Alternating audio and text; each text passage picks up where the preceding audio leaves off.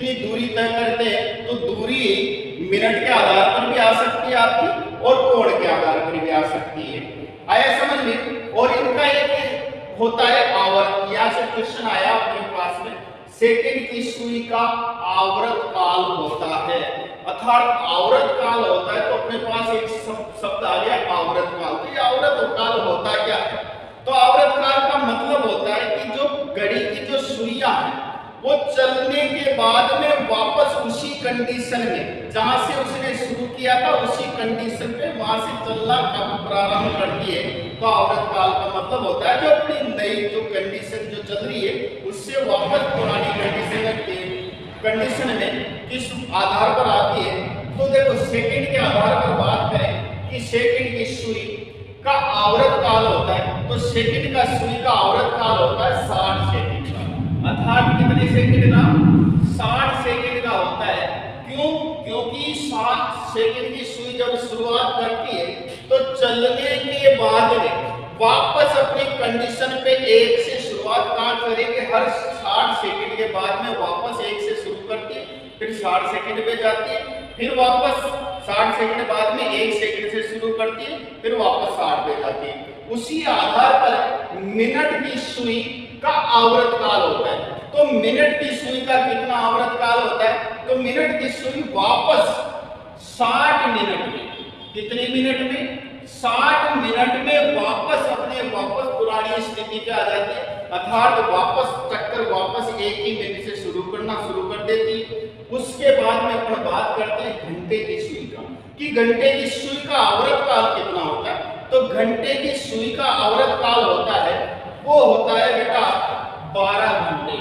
इसमें ध्यान रखने का, इस क्वेश्चन में गलती हो सकती है, तो ये पूरा अपना आंसर आ जाएगा 12 घंटे का। क्यों?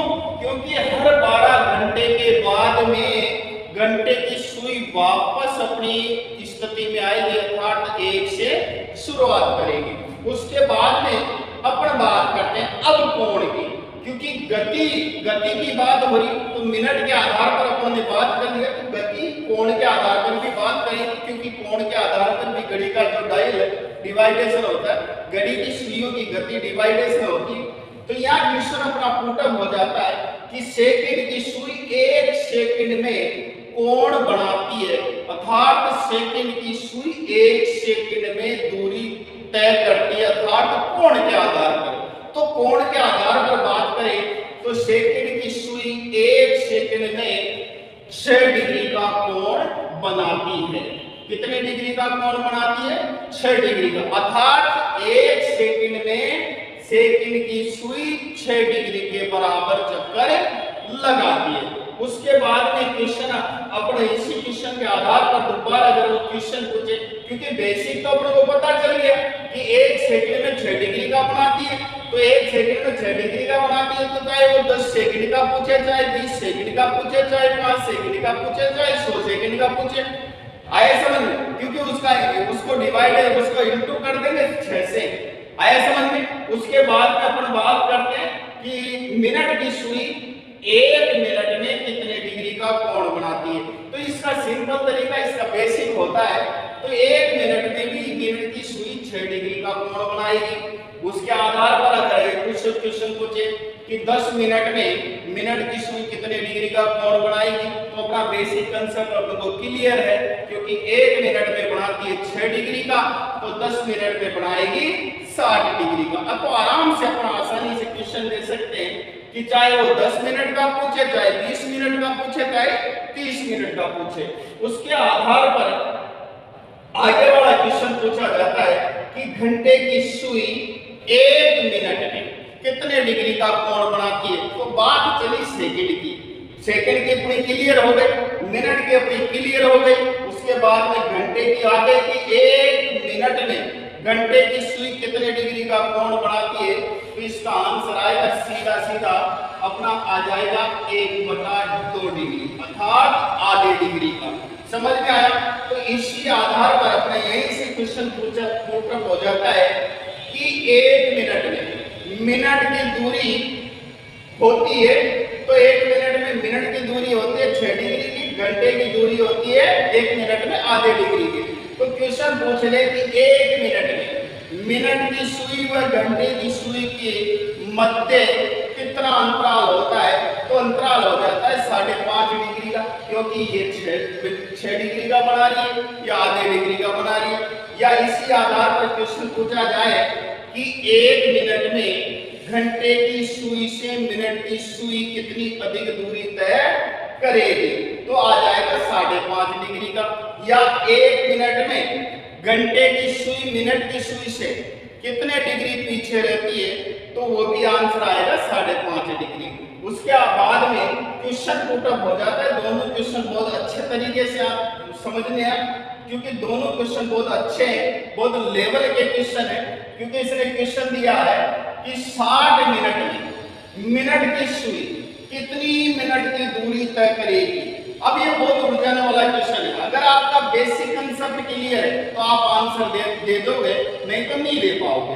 अब 60 मिनट में समझिएगा, घड़ी पे समझिएगा, डायल पे हम समझाएंगे कि 60 मिनट में मिनट की सुई कितनी मिनट की दूरी तय करेगी। तो मिनट के आधार पर बात हो रही, कोण के आधार पर बात होगी, तो कोण के आधार पर बात करेंगे आगे वाले क्वेश्चनों में। लेकिन यहाँ बात हो रही है कि मिनट की सुई 60 मिनट में कितनी मिनट की दूरी तय करेगी। तो मिनट की सुई मान लेगा यहाँ से अपन 12 पे फिक्स 12 बजे हुए, तो मिनट की सुई यहाँ से चलेगी, तो यहाँ से चली तो पूरा मिनट, यहाँ 60 मिनट हो गए, तो मिनट की सुई 60 मिनट में 60 मिनट की दूरी ही तय करेगी। तो इसका आंसर आ जाएगा अपना 60 मिनट। कितना आंसर आएगा? 60 मिनट आएगा। आया समझ में?